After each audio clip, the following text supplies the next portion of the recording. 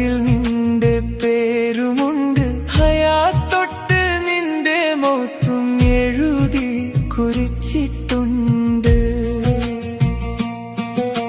നീ എങ്ങനെയാകണം, നിനക്കെന്തു നൽകണം, നിന്നിലെന്ത് ചേരണം, എഴുതി വെച്ച കിതാബാണ്.